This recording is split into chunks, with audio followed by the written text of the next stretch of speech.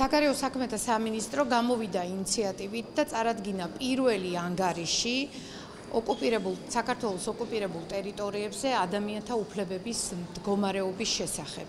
ეს არის კონკრეტული ფაქტები, აღწერილობა იმ დარღვევებისა, რომელიც სადღეისოდ მიმდინარეობს ოკუპირებულ ტერიტორიებზე.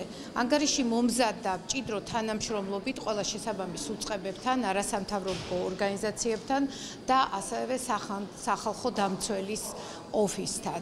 მნიშვნელოვანი ამ საკითხთან დაკავშირებით გახლავთ ის, რომ ჩვენი ამოცანა დეტალური ინფორმაცია მივაწოდოთ რეგულარულად ჩვენ საერთაშორისო პარტნიორებს და მოვახდინოთ მაქსიმალური ყურადღების მობილიზება და მხარდაჭერის მობილიზება ამ საკითხთან დაკავშირებით. კარგად მოგეხსენებათ, რომ დღეს პრაქტიკულად ოკუპირებული ტერიტორიები ეს არის შავი ხვრელები და როგორც ყოფილმა ადამიანთა უფლებების დაცვის კომისარმა გაეროს ადამიანთა უფლებების დაცვის კომისარმა უწოდა ამ ტერიტორიებს, ეს არის 21 საუკუნეში ყველაზე უფრო რთულად შეღწევადი ტერიტორიები დედამიწის ზურგზე. ჩვენი ამოცანაა ვიმუშაოთ აქტიურად, გამოვიყენოთ ყველა საერთაშორისო ფორმატი, მოვახდინოთ საერთაშორისო თანამეგობრობის მობილიზაცია, რომ ეს სიტუაცია შეიცვალოს. პირველი ასეთი ნაბიჯი იყო ევროპის მინისტრთა მოადგილეების კომიტეტის გადაწყვეტილება, რომელმაც პირველად მკაფიოდ მოუწოდა რუსეთის ფედერაციას უზრუნველყოს ამ ტერიტორიაზე უპირობო შეღწევა ყველა საერთაშორისო დამკვირვებლების და ყველა იმ ვიზიტის განმახორციელებელის, რომელსაც აქვს კომპეტენცია და პასუხისგებლობა დეტალური ინფორმაცია მიაწოდოს საერთაშორისო თანამეგობრობას ტერიტორიებზე ადამიანთა უფლებების დარღვევასთან დაკავშირებით. ჩვენ ველით ევროპის საბჭოს ადამიანთა უფლებების კომისარს, რომელიც ჩამოვა საქართველოში და მე იმედი მაქვს, რომ ეს იქნება პირველი შემთხვევა, როცა იგი მოახერხებს მოლაპარაკებას და მოახერხებს უპირობო შეუფერხებელ შეღწევას ამ ტერიტორიაზე.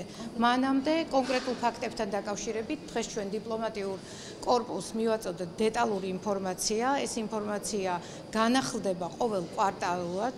ჩვენ ვიმუშავებთ ყველა დედაქალაქთან, მათგან უკვე არის დადასტურება არა მარტო ინტერესისა, არამედ მზაობა, რომ აქტიურად ვითანამშრომლობთ ყველა ჩვენ სამსახურებთან ერთად და როგორც აქამდე, დღეს კიდევ უფრო აქტიურად ეს საკითხი იდგება ყველა დედაქალაქში ჩვენ საელჩოების დღის წესრიგში და ასევე ჩვენ ყველა პარტნიორთან საქართველოში. დღეს დიპლომატიურ კორპუსს საერთაშორისო ორგანიზაციების წარმომადგენლებს გავაცანით ვითარება ოკუპირებულ ტერიტორიებზე ადამიანის უფლებებისა და ჰუმანიტარული თვალსაზრისით.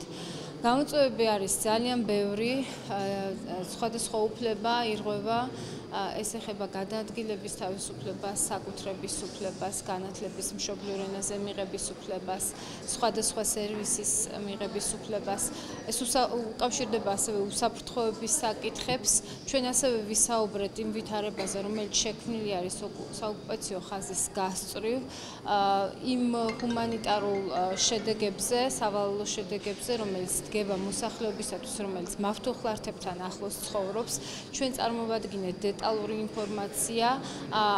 ამ ანგარიში ასახული არის ზოგადად ვითარება და განსაკუთრებით 3 თვის განმავლობაში ყველა ის ინციდენტი, რომელსაც ჰქონდა ადგილი და ქმნის საერთო სურათს.